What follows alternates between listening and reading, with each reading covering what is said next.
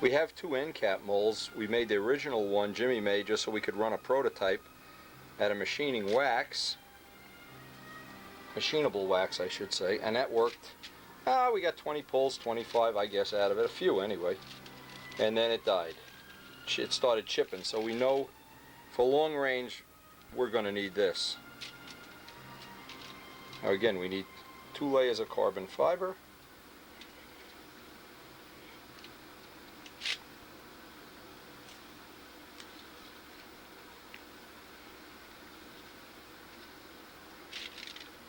Make sure I have resin in between each layer.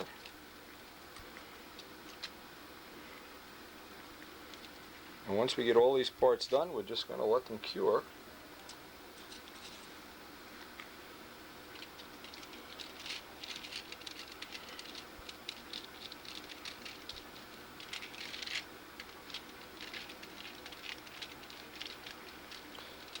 Again, if you don't find it challenging, like at one time I found it very challenging to make a 5-bladed prop. Nobody had ever done it. It seems like I'm attracted to things that nobody else has either wanted to do or been able to do. I'm not sure what that implies, but it's certainly when you're challenged by something in modeling, either building a model or building a part, it seems like that's the best part of it always. Just building redundant things, it just doesn't attract me. Building the same plane and flying the same plane over and over and over and over until you turn blue in the face. Yeah, you got to keep in mind that is the more competitive of the two things. If your main focus is competition, but if your main focus is development, that's not going to be real satisfying.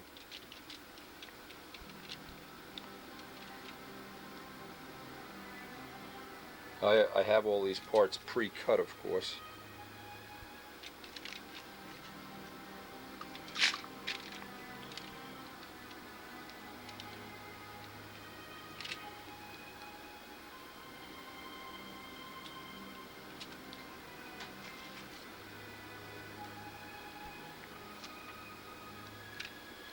It's like flypaper, this stuff. Anyway, as soon as I have the parts laid up, I want to get them out of the house. I put them out in the garage to cure. And I roll up all the paper, clean the tools with alcohol. Even the rubber gloves I take outside. I don't like to leave them in the shop. I don't want anything that has this resin on it in my shop even 1 minute longer than it has to be. Okay, we are, for all purposes now, closing in on the end of this layer.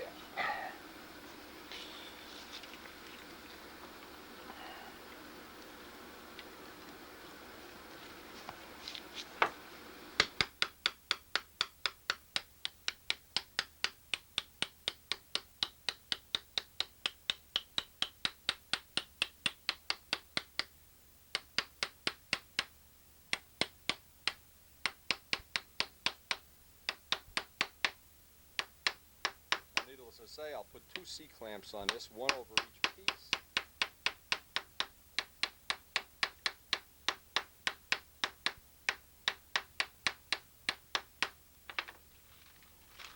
All the resin is oozing out.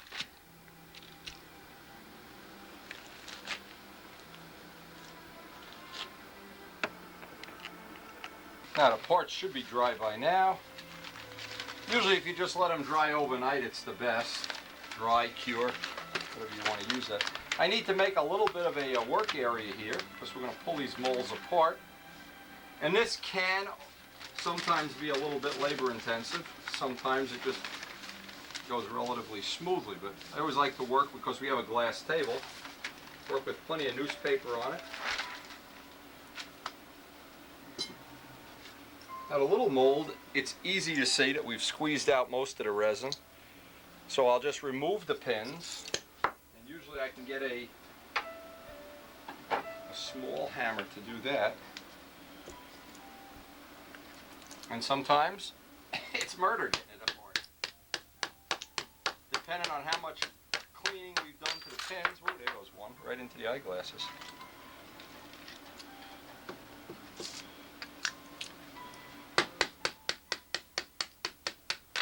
Now I always find it interesting to watch an example is Norm Abrams when he's doing construction work on houses, even stuff that I might not have any interest in doing myself.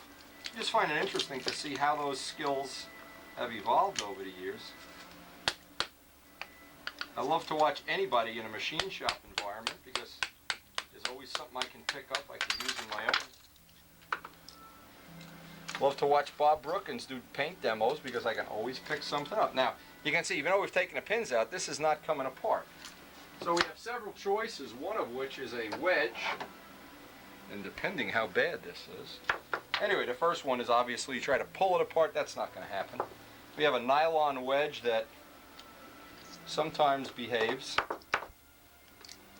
Sometimes you can just insert this, and because it's nylon, it doesn't. These are ordinary molding wedges.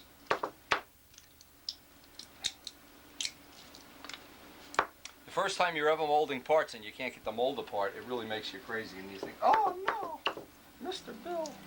Okay, now you can see with a little bit of pressure, we've got that apart. Sometimes you do, sometimes you don't need pliers to get this out. Oh, as I said, you always need pliers. There we go. This one kind of wrapped around. This is probably a little difficult. Let's see if we can get a long blade on this. We actually could make the pattern smaller for this.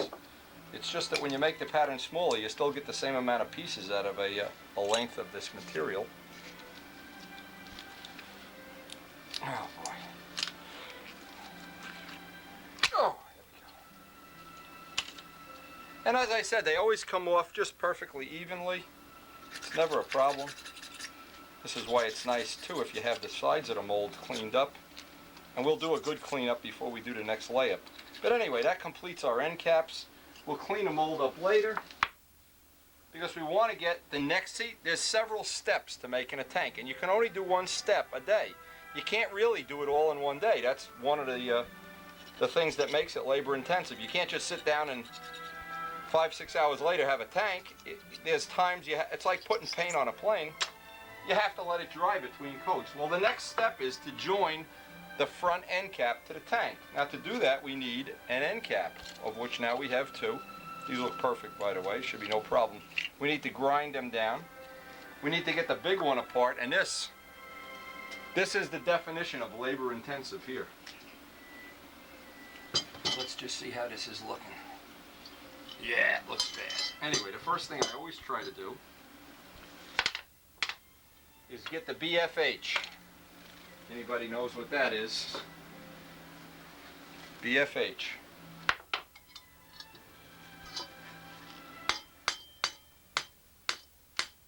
Whoa, the BFH is, you can see the part coming out. Now I don't want to take a chance, so I use a wooden end of a hammer here.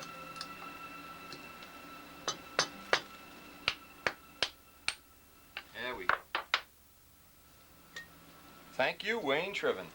Now because that was well waxed, I still have to get a piece of this off of here. You can see I've got a big glob, but I'll do a real careful job of cleaning this up before the next layup. The trick is a BFH though. Without a BFH, if you have an LFH, no good. You have a BFH. Okay.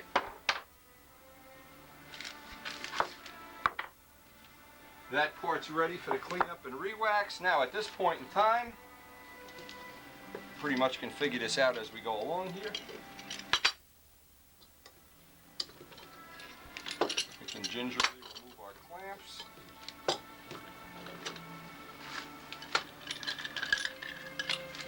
And of course there's some